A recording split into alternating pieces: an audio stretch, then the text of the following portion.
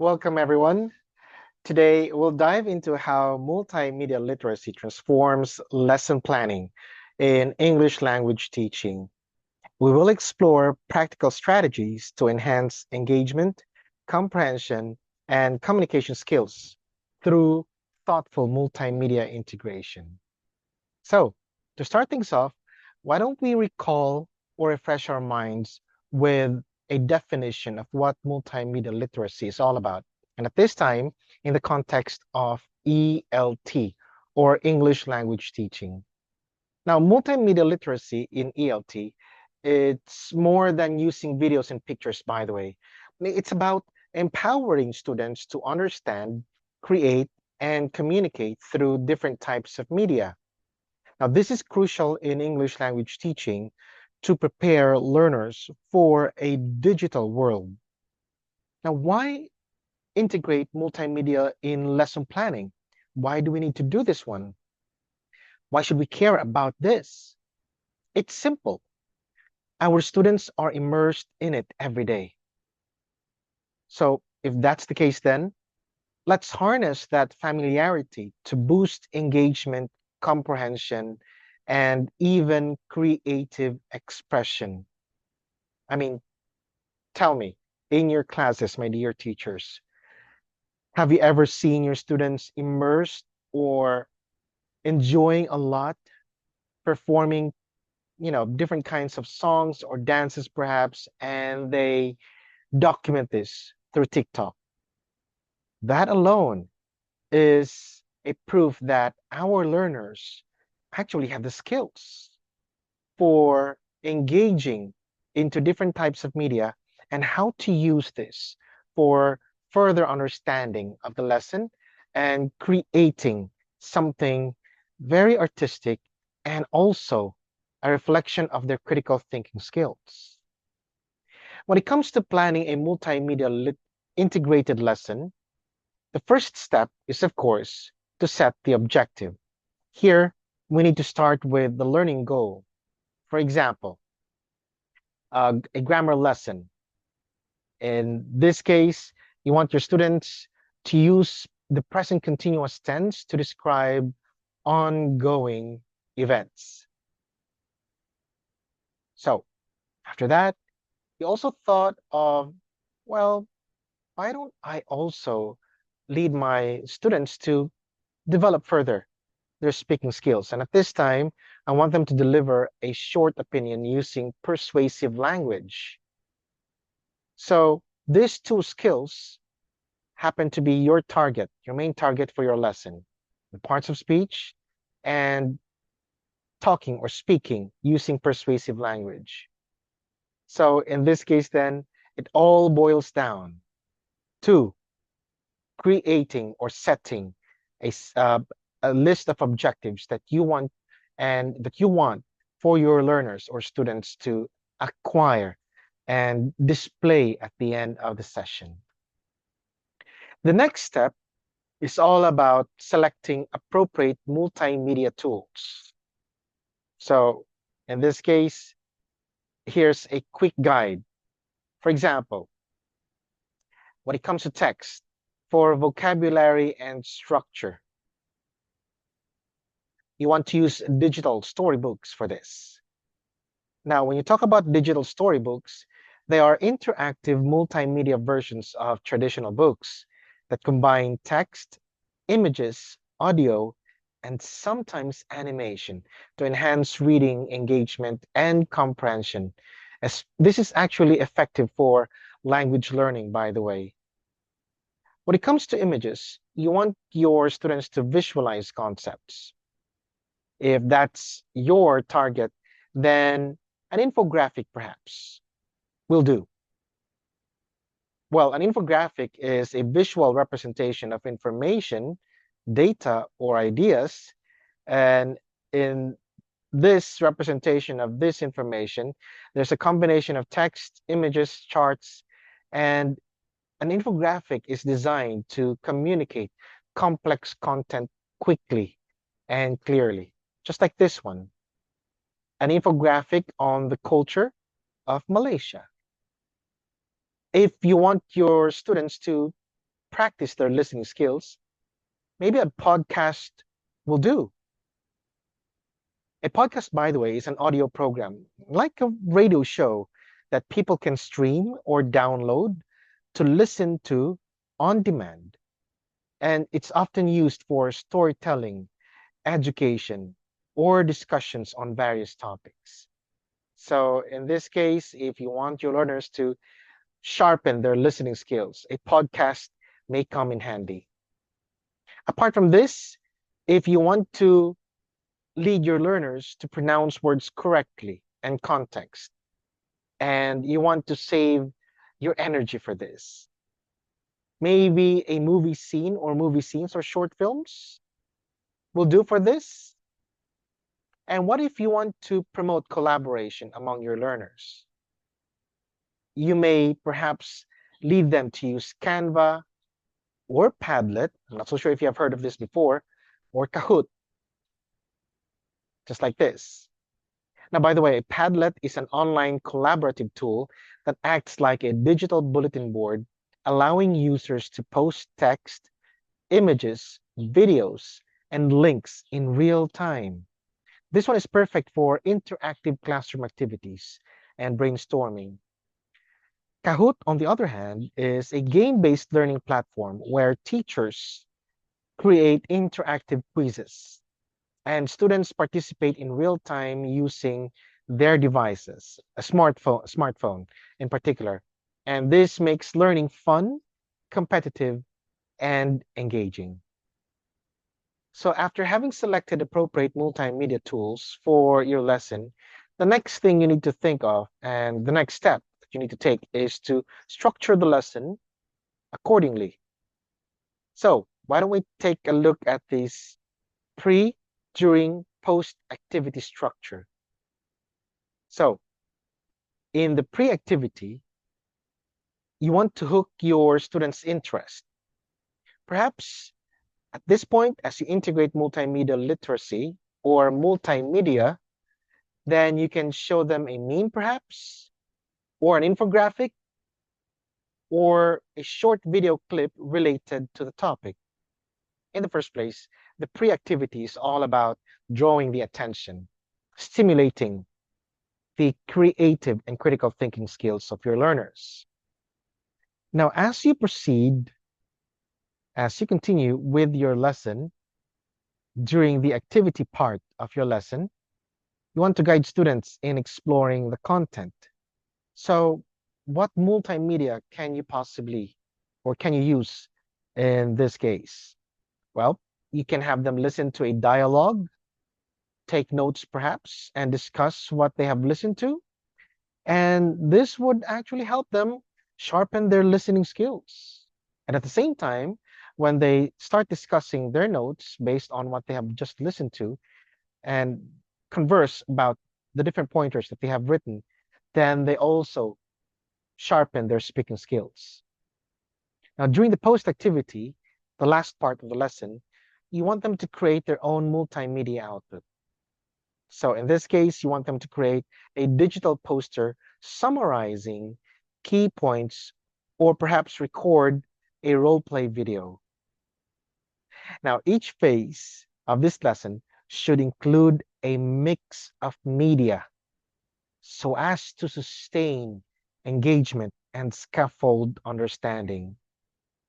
So this means that when you employ or utilize multimedia materials in your lesson, it's not just a one-time thing.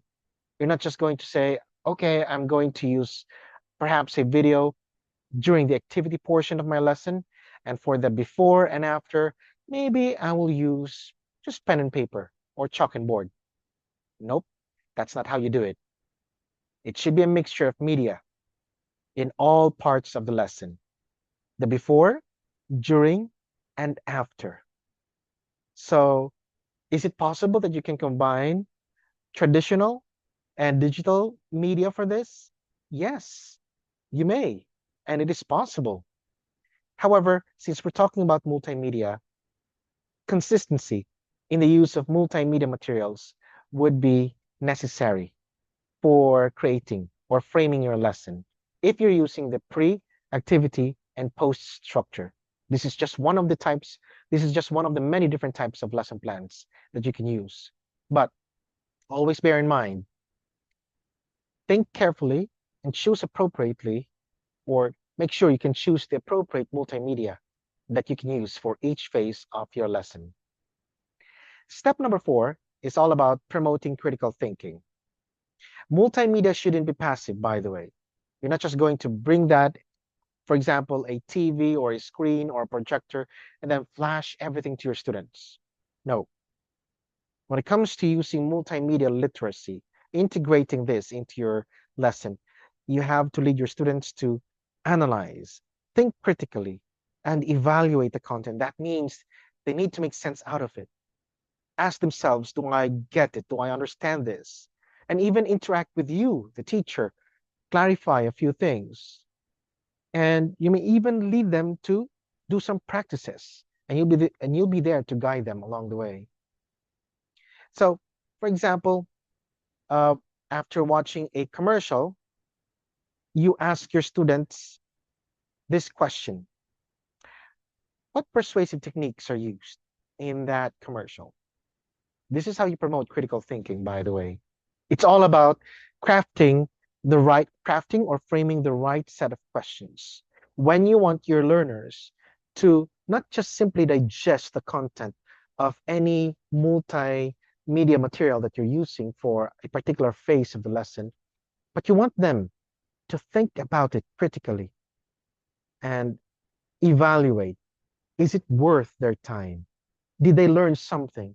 Have they acquired an insight out of viewing, watching, or listening to it? Perhaps after listening a podcast or to a podcast, you want to ask them, what's the speaker's point of view? Is it biased? Now, justify your answer or explain your answer. Or perhaps when creating content, you may ask them, how can you make your message clear and compelling? So when using multimedia or integrating multimedia literacy into your English lesson plan, you must frame questions, create and frame questions to encourage critical thinking that ensures students to become thoughtful media consumers and creators. The next step is all about assessing learning with multimedia outputs. So in this case, you want your students to show their creativity. And in this case, you want to assess them. You want to assess their understanding first before they create something. So you have to lay down the instructions for a task that you want them to perform. And if the task leads them to create an output, then ensure that they know exactly, or they should be informed of what exactly they're going to produce as an output. And you must also provide them a rubric so that they would know how their output would be evaluated. So when it comes to integrating multimedia literacy, this is an option, but a necessary option.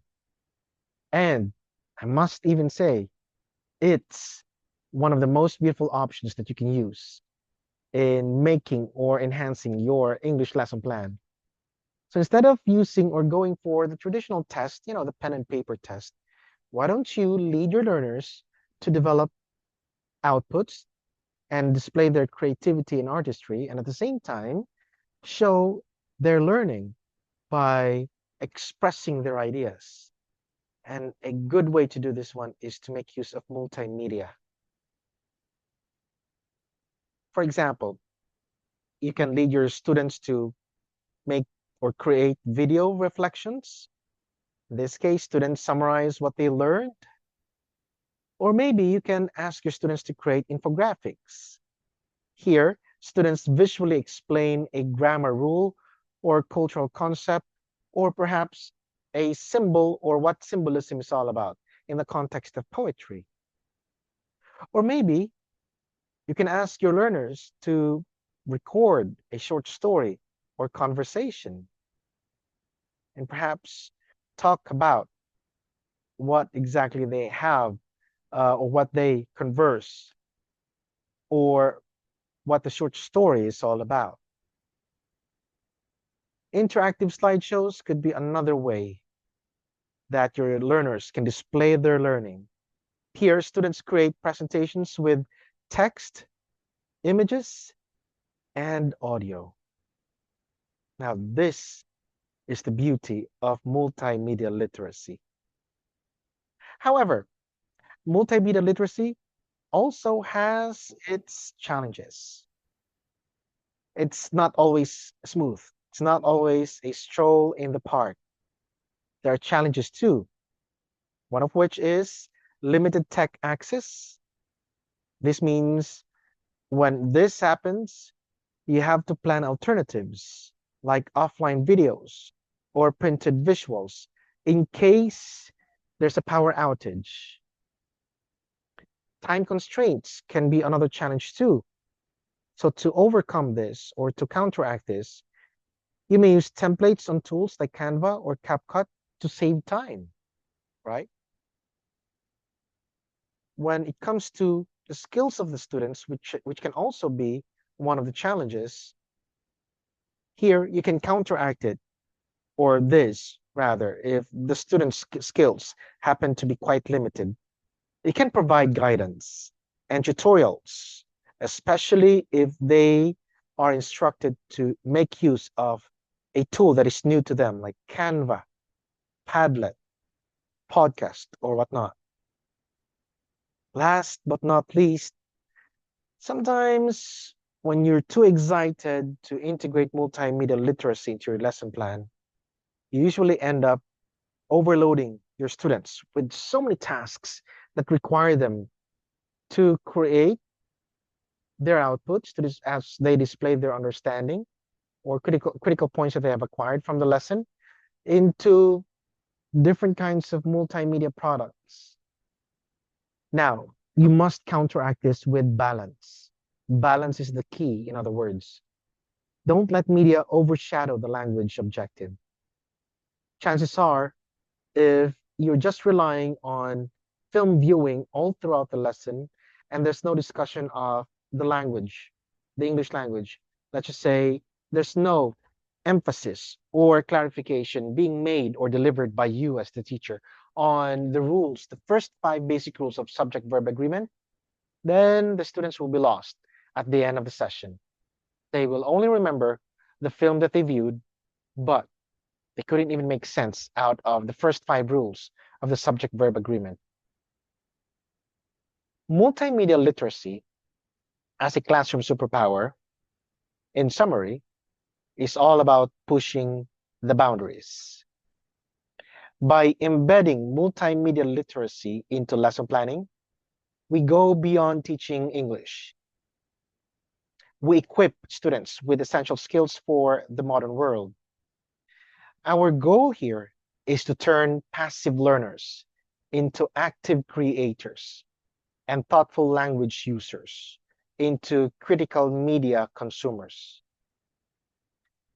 In other words, let's make our lessons dynamic, engaging, and meaningful, one multimedia element at a time. Thank you so much for your time. I appreciate the time that you took for listening to my lecture on integrating multimedia literacy into lesson planning or English language lesson planning. I hope you have picked up important pointers to further enhance your skills when it comes to planning your lesson, your English lesson, and integrating multimedia literacy into it. Take good care of yourselves, and God bless.